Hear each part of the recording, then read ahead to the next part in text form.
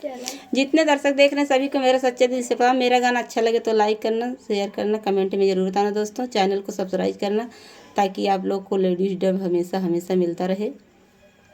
पाकी गई लगे हुआ झरा न लागे सरसों पिया गवनवा मांगैना, पिया गवनवा मांगैना।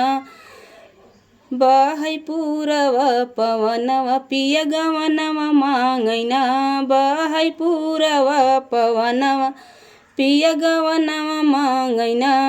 पहिली सुदीन लैके ससुर मोर आई है, नाही जाबै ओने के संगवा ओ त बूढ़वा बाटे ना, नाही जाबै ओने के संगवा ससुर बूढ़वा बाटे ना। बहै पूरवा पवनवा पिया गवनवा मांगैना, बहै पूरवा पवनवा पिया गवनवा मांगैना। पाकी गई लगे हुआ झरा न लागे सरसों पिया गवनवा मांगैना, पिया गवनवा मांगैना।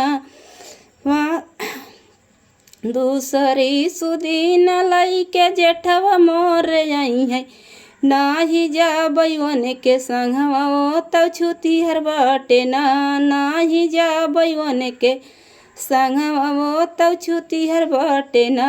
दूसरी सुदीन लैके भसुर मोर आई है, नाही जाबै ओने के संगवा ओ तौ छुतिहर बाटे ना, नाही जाबै ओने के संगवा ओ तौ छुतिहर बाटे ना।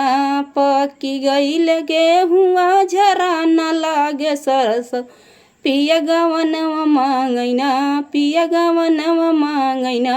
बहै पूरवा पवनवा पिया गवनवा मांगैना, बहै पूरवा पवनवा पिया गवनवा मांगैना।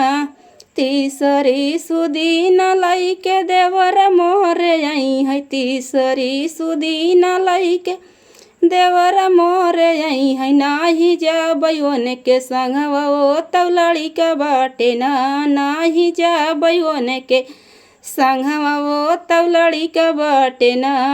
बहै पूरवा पवनवा पिया गवनवा मांगैना, बहै पूरवा पवनवा पिया गवनवा मांगैना।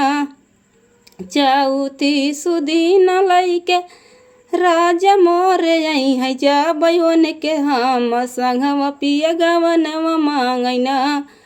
चौथी सुदीन लैके राजा मोर आई है, जाबै ओने के संगवा पिया गवनवा मांगैना।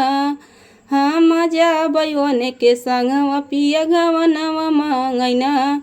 पाकी गई लगे हुआ झरा न लागे सरसों पिया गवनवा मांगैना, पिया गवनवा मांगैना। जाबै हम त ओने के संगवा पिया गवनवा मांगैना, बहै पूरवा पवनवा पिया गवनवा मांगैना। तो दोस्तों मैं नाच गीत में आप लोग का स्वागत की और प्यार दुलार आशीर्वाद देना ज़रूर ध्यान देना दोस्तों।